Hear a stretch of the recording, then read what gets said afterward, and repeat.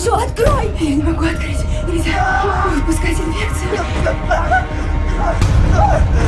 To me, the best thing about a franchise is when you start to kind of feel like on some other plane, this world exists, you know, and it's fun to get to return to it and learn more about it. And I think also because it's never really repeated itself. And although there are elements of this I know really want it to return to the excitement and the horror of the first one, it's still also a new story too. And I think as long as they can keep the stories fresh, the audience is there to enjoy the ride, you know, hopefully. 'Cause I feel you. I know you know. I think, you know, Walter is definitely just a different AI than David. He doesn't have ambition, he doesn't have pride, he doesn't have these human characteristics that are somewhere in David's programming. So he's a pretty selfless unit. You know, all he's there to do is basically preserve and protect the crew and the ship. And that's his function. He's just, you know, it's a very clear program for him. А вдруг они не лучше нас? Лишь бы не были хуже. I think David is raised the question about AIs in a really interesting fashion because I think he's still finding out who he is and what he wants to do. And his frustration with his creators is demonstrated in the prologue, when in 4 minutes he's already asking tricky questions and already dangerous to his creator. So it's a big lesson about making AIs. Make sure that you're in charge. If you don't make sure, they're going to be in charge in a heartbeat. And if you a chess game, he'd beat you in 6 moves every time. Then it would be 3 moves, then it would be 2 moves. So when an AI is that independently brilliant to beyond genius level, there's a great combination of that idle hands are the devil's work, which is what David uses as a quote.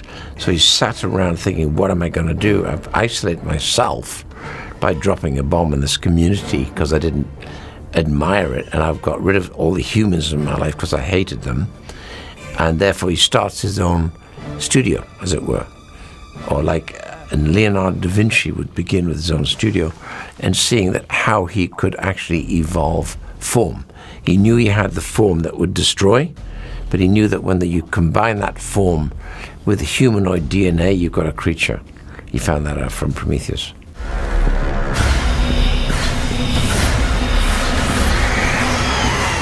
I think it's to do with space, number one. I think we're obviously, you know, very drawn to space and curious and fascinated by it. We always have been, if you know, from any civilizations that we studied, the stars come into play. And I think the idea of something coming and taking over, dominating us as a species, I think that's something that's innate in us as well.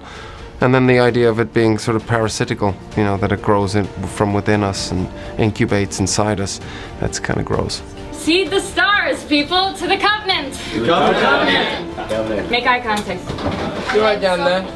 But also what's interesting about the film, I think, is that at the beginning, there are these sub-communities, because there's all these couples, so they are bonded at the beginning, and there are different factions and groups, that couples who are friends with other couples, and then the private moments that are where these, you know, pairs connect, and it just is a very different and unique dynamic, I think, in comparison to the other alien films. Ты уверен, капитан? А что такое? Да мы ж ни хрена не знаем, что там.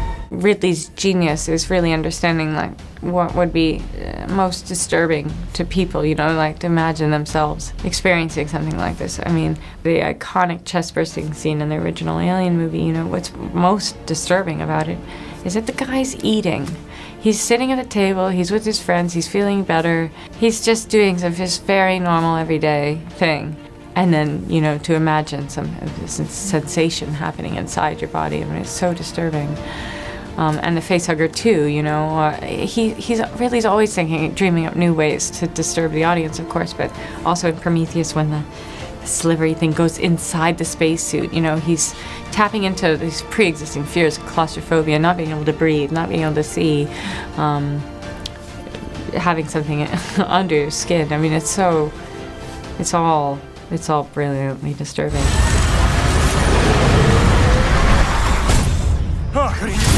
The singularity of their purpose, their unconflicted about what they're here to do in the world. I mean, that's a predator right there. You know, there's, and to have a predator with that kind of physical attribute and intelligence is a terrifying idea. But when you talk to Ridley about it, nearly every aspect, if not every aspect, of the alien creature is taken from things that have already existed on our planet.